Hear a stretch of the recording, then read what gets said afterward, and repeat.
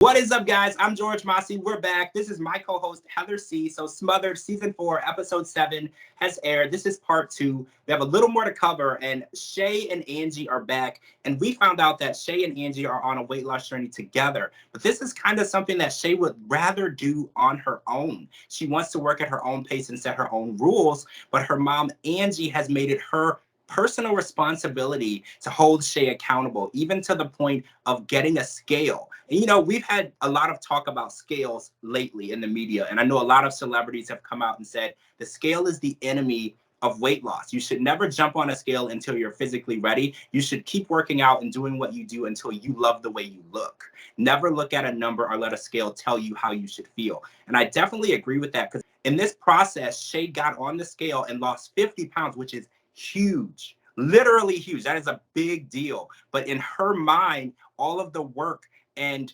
dedication that she put into this, she was expecting to lose 100 pounds. So this situation has definitely rubbed her in a negative way and has put her in a state of depression. And she kind of feels that it's her mom's fault, because her mom kind of pushed her to get on the scale, and her mom's even pushing her to do a different weight loss regimen than what she wants to do. So how do you feel about this? Do you feel like her mom should back off, or do you think her mom has her best interest at heart? Like, where are you with this? Okay, well, first of all, I want to say congratulations to both of them, because they've both been on a weight loss journey. And, congratulations to working hard and just being great, looking great. So I wanted to start there. I would say that I'm on the fence with this one because, okay, obviously, mom is being mom, overprotective, caring, don't want to see, anything happen to her child, grown-up child. I mean, it's just like your child, So I think, like, because it happened to her, she said that she was bigger and she had lost a lot of weight. She said she topped off at 360 and she has Yes. lost quite a bit. She looks great. Yes. So because she had lived that life and she saw how much she struggled and how much it took effect on her body having the extra weight, I think as a parent, you never want your child to go through stuff. Even though they're supposed to live life and learn their own lessons, parents have a tendency of putting band-aids over the boo-boos because they live the life. They know the steps that you can take to prevent the same thing to happen to their child, because having it happen to their child sometimes is worse than it happening to themselves. And this is speaking from being a mother. I know that I always put my kids first, and that, I sometimes act a certain way or do a certain thing that I probably shouldn't have because it's detrimental to them, but I did it. So I don't want them to have to go through the suffering that I went through, because I could tell them the easy way out. So I don't fault her for getting involved. I do fault her for not listening to Shay. She clearly was upset, and she was saying, look, I don't want to get discouraged. I want to lose weight. I want to do this. But, some days you're just not feeling it. I already worked out a couple of times. You don't want to hate what you're doing. In order to stay on track and keep going and be motivated, you can't really hate what you're doing. Because I look at it like this. You're already telling yourself no. You're already saying, no, I'm not going to eat that ice cream. No, I won't have that second slice of pizza. No, I won't have this. So it's like you're already in that mindset of, like, I'm torturing myself, because especially people that like to eat.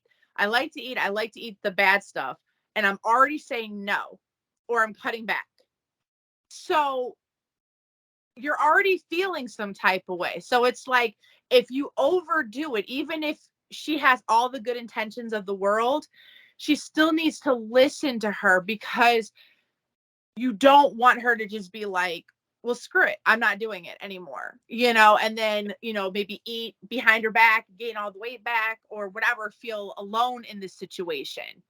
Because this is all a journey. She's trying to redo and reinvent herself and be the person that she always wanted to be and was always meant to be.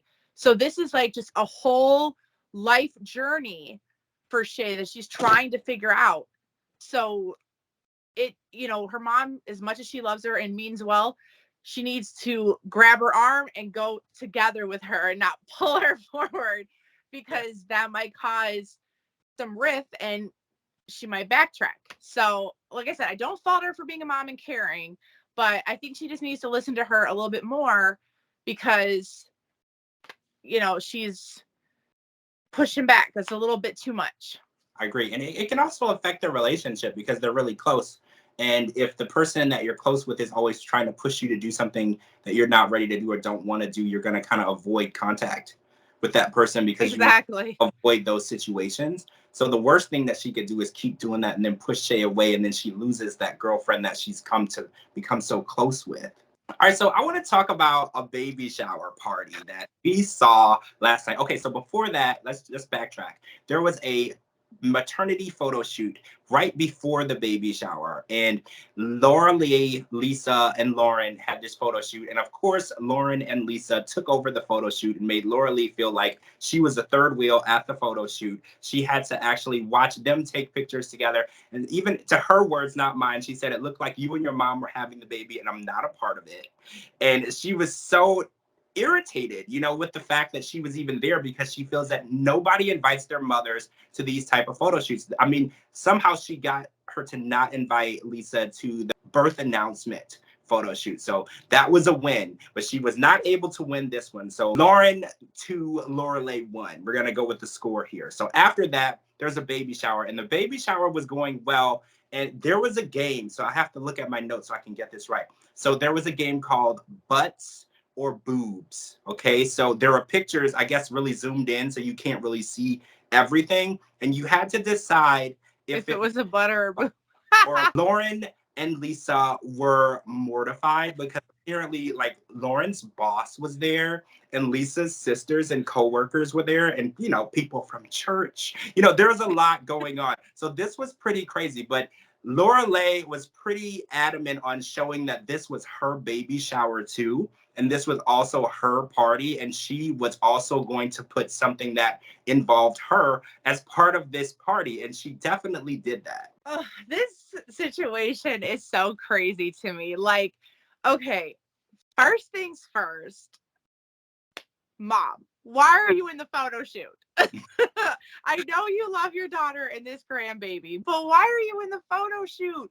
Birth announcements, wedding photos, everybody knows there's always a one-on-one session with the couple. Okay? Now, granted, there is a time and a place for family to be in pictures, like weddings. You get the whole bridal party and everything. So it's not uncommon. And it would have been cute, like, to do like a mother-daughter picture like they did. But she was so upset because she was left out of the announcement. But why would you be in the announcement? Lorelei's mom wasn't in the announcement, or dad, or anything like that. It's like, yes, you're important. But grandmas and grandpas don't always get to be in the front all the time. Sometimes it's just the parents.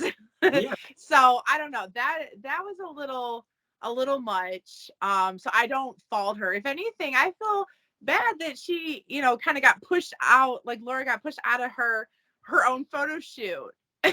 So that one is kind of comical, especially with Mom hiding in the background in the picture. Go ahead. The game at the baby shower, I think I left it out, was Love or Labor. And it was close-up shots of women's faces, and you had to determine if they were in a state of intimacy or if they were in a state of labor. And yeah, I think I left that out. And also, Lorelei's family and friends from Mississippi brought a bottle of whiskey. I think I left that out as well. Okay, so go ahead and continue. Okay, they need to just embrace her as she is. Like, obviously, she's more of like the laid back type, partier type, like open up a keg of beer, kick back, and just chill type of thing. Like, obviously, it's not a traditional baby shower, and the games are a little risque, but it's funny. And in the end, you're just there to have a good time. Yeah. Make it memorable. Yeah, it probably wasn't appropriate. You know what I mean? And I can see where, the embarrassment might have came in. But it's like, also, you have to embrace people for how they are. Otherwise, you're being controlling.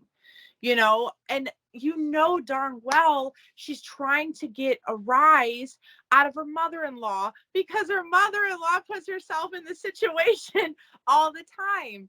So even when she was just like, oh, you think you're embarrassed now? Wait till the round two. Look what else I have for you. But in actuality, in the end, and this is the importance of it all, in the end, embarrassed or not, whatever, you're going to remember these times. You're going to remember your first baby. You're going to remember the shower, the fun stuff, the embarrassing stuff, the good stuff, the bad stuff. You're going to remember the time spent when everybody is old and dead and gone. You're going to remember your parents being there. You're going to remember the times and the laughs. And even if it was laughs of embarrassment, it was still laughs. It was time spent. It was memories being made. And it's like, I think sometimes people get into the heat of the moment and they forget about the bigger picture. And it's like, life is short and not everything is going to go accordingly, like in a book, but it's all about making memories, building, your own traditions. And it's like, sometimes you just need to laugh, whether it's appropriate or not. Just sometimes you need that laugh. Like, I mean, if you look at a lot of the traditional baby shower stuff, it's questionable. It's questionable. It's like, put a string around mom's belly. Like, who wants to feel fatter than you already are when you're pregnant? Like, trying to guess the string. And those are offensive because, you get a kid doing it and the kid be like pulling the string all way out. Like, I am not that big. So, make it your own. And I don't know. I mean, I understand because they're conservative. They were kind of embarrassed, but they know that she likes to have a good time. So they should take it for what it is. They have to welcome Laura Lee for who she is. Exactly. And she brought out Madison Andrews, who gave them an amazing drag show, and everybody at the end clapped. I wanted to go. Right. It looked like fun. I've never been to a baby shower, so I feel like if I was going to go to a baby shower, I would have wanted it to be that baby shower. It was epic. I have, and let me tell you, they weren't that amusing. I would have rather been at theirs because that would have been a good time. Absolutely. It looked fun. Everyone was having a good time. Everyone was smiling. Even like you said, if it was even a awkward smile, there was still a smile on everyone's face. So I feel like Laura Lee definitely did what she set out to do. And I feel like she definitely made it very clear to Lisa, look, I am a part of this family and this is my part of the family and this is what I'm going to do. And you're going to have to respect that. And I hope that they're able to now just accept Laura Lee for who she is. She is definitely a fun, outgoing, easygoing party person. And everyone loves that person in the family. If I'm having a party, I want that person to throw it. All right, guys, that's it for part 2. I'm George Mossey. This is my co-host, Heather C. Make sure you follow me on all social media at George Mossey and at my website, georgemossey.com. This has been Smothered, Season 4, Episode 7, Part 2 of the podcast. We will talk to you all really soon.